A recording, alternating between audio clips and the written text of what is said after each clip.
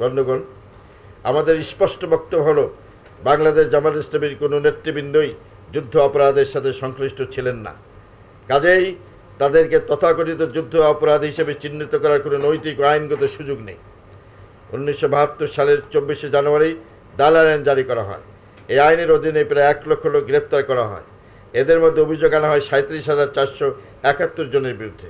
তাদের মধ্যে 34,623 জনের বিরুদ্ধে সাক্ষী প্রমাণের অভাবে কোনো মামলা দায়ের করা সম্ভব হয়নি। 2,848 জনকে বিচারের জন্য সোপর্দ করা হয়। বিচারে 752 জনের বিরুদ্ধে অভিযোগ প্রমাণিত হয় এবং 2,096 জন বেকসুর খালাস পেয়ে যায়। যে 752 জনের বিরুদ্ধে অভিযোগ প্রমাণিত হয় তাদের মধ্যে জামাত নেতৃবৃন্দের কেউ ছিলেন না। 1973 সালের 30শে নভেম্বর মরহুম শেখ মুজিবুর রহমান সাধারণ ক্ষমা ঘোষণা করেন। ক্ষমা ঘোষণার পরে অভিযুক্তদের মধ্যে যারা সাধারণ ক্ষমায় আওতায় পড়ে এমন সবাই মুক্তি লাভ করেন। হত্যা, ধর্ষণ, লুণ্ঠন ও অগ্নিসংযোগের সাথে যারা জড়িত ছিল তাদের ক্ষেত্রে সাধারণ ক্ষমা প্রযোজ্য ছিল না। বাংলাদেশ জামাত ইসলামীর কোনো লোকই ওই 4টি অপরাধের সাথে জড়িত ছিলেন না। তার প্রকৃষ্ট প্রমাণ হলো সাধারণ ক্ষমা ঘোষণার পরে আওয়ামী লীগ সরকার আরও 1.5 বছর ক্ষমতায় ছিল। ওই সময়ের মধ্যে জামাত নেতাদের মধ্যে মামলা রুজু হওয়া তো দূরের কথা, কোনো থানায় একটি এফআইআর পর্যন্ত করা হয়নি। সকলে জানেন 1996 সালে 2001 সাল পর্যন্ত আওয়ামী লীগ ক্ষমতায় থাকাকালে তথাকথিত যুদ্ধ অপরাধীদের বিচারের কোনো উদ্যোগ গ্রহণ করেনি। 1983 থেকে 90 সাল পর্যন্ত এরশাদ সরকারের বিরুদ্ধে বিএনপি আওয়ামী লীগের সাথে জামাত ইসলামী যুগপৎভাবে আন্দোলন করেছে। 1994 সালে থেকে 1996 সাল পর্যন্ত কেয়ারটেকার সরকার প্রতিষ্ঠার দাবিতে জামাত ইসলামী, আওয়ামী লীগ ও জাতীয় পার্টি একই সাথে আন্দোলন করেছে। তখন আওয়ামী লীগের কাছে জামাত ইসলামী গণতন্ত্রের সহায়ক শক্তি ছিল।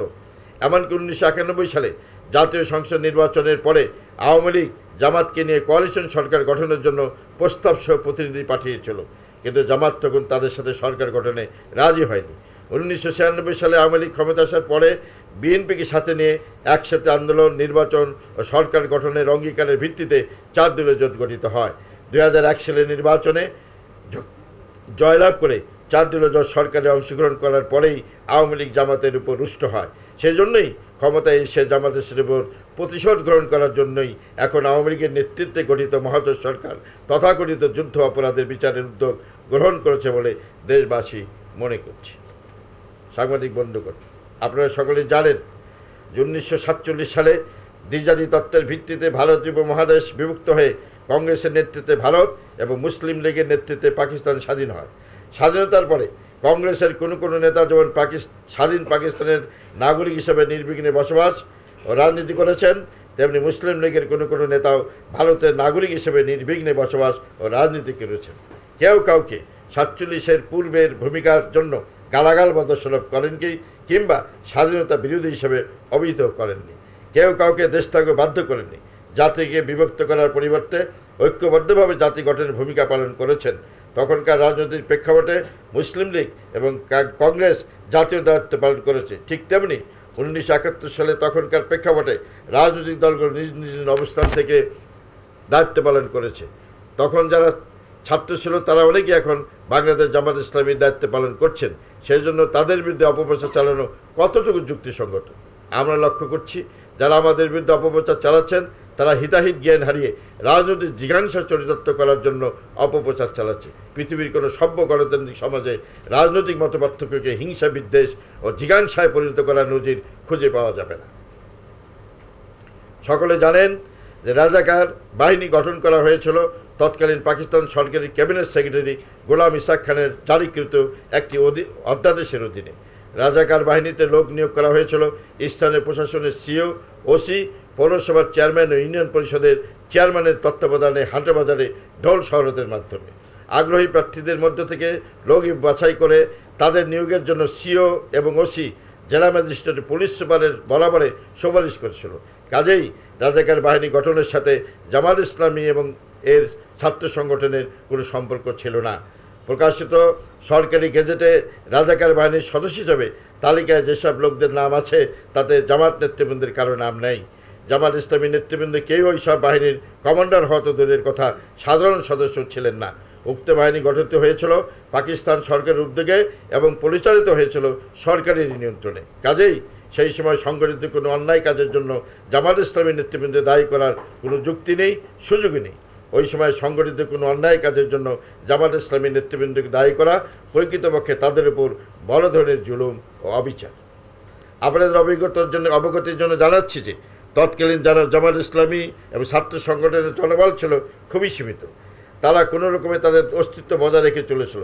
বর্তমান জামাত ইসলামী ও ইসলামী ছাত্র শিবিরের জনবল ও শক্তি সামর্থ্যের তুলনায় তৎকালীন জামাত ইসলামী এবং ছাত্র সংগঠনের শক্তি সামর্থ্য ছিল কোনো কোনো ক্ষেত্রে প্রায় 50 থেকে 100 ভাগের 1 ভাগ। এত সীমিত সংখ্যক জনবল নিয়ে তখন তাদের পক্ষে জাতীয়ভাবে কোনো কিছু করা কি আদৌ সম্ভব ছিল? প্রকৃতপক্ষে তথাকথিত যুদ্ধ অপরাধ ইস্যুর সাথে যারা জামাত ইসলামী তথা ইসলামী আন্দোলনকে জড়িত করছে তারা ঐতিহাসিক বাস্তবতাকেও অস্বীকার করে। যুদ্ধ অপরাধীর আন্তর্জাতিক স্বীকৃত সংজ্ঞা হচ্ছে যুদ্ধকালীন সময়ে যুদ্ধরত যে পক্ষ হত্যা, খুন, ধর্ষণ, অগ্নিসংযোগ, লুটপাট ইত্যাদি অন্যায়ের কাজের সাথে জড়িত হয় এবং মানবতা বিরোধী অপরাধ করে তারাই যুদ্ধ অপরাধী বা আন্তর্জাতিক মানবাধিকার লঙ্ঘনকারী। যুদ্ধরত কোনো বাহিনীর সদস্য হিসেবে যারা যুদ্ধ করেনি, যুদ্ধ অপরাধীর সংজ্ঞা অনুযায়ী তারা যুদ্ধ অপরাধী বা আন্তর্জাতিক মানবাধিকার লঙ্ঘনকারী হতে পারে না। তখনকার জামাত ইসলামী রাজনৈতিক সিদ্ধান্তের কারণে তারা ভিন্ন অবস্থানে ছিল, কিন্তু যুদ্ধে অংশগ্রহণ করেনি। তাহলে যুদ্ধ অপরাধী হয় কী করে? তখনকার যুদ্ধে অংশগ্রহণকারী পাকিস্তানি সেনাবাহিনীর 195 জনকে তৎকালীন আওয়ামী লীগ সরকার তদন্তের মাধ্যমে যুদ্ধ অপরাধী হিসেবে চিহ্নিত করেছিল এবং তাদের সকলেই ছিল পাকিস্তানি সেনাবাহিনীর কর্মকর্তা। তখন তদন্ত করে আর কাউকে যুদ্ধ অপরাধী হিসেবে চিহ্নিত করা হয়নি। স্বাধীনতার স্থপতি তৎকালীন প্রধানমন্ত্রী মরহুম শেখ মুজিবুর রহমান 1974 সালের 9 এপ্রিল তাদের ক্ষমা করে পাকিস্তান পাঠিয়ে দিয়েছিলেন। যারা অস্ত্র হাতে যুদ্ধই করেননি এখন তাদের মধ্যে যুদ্ধ অপরাধী খোঁজা চলমান নয়।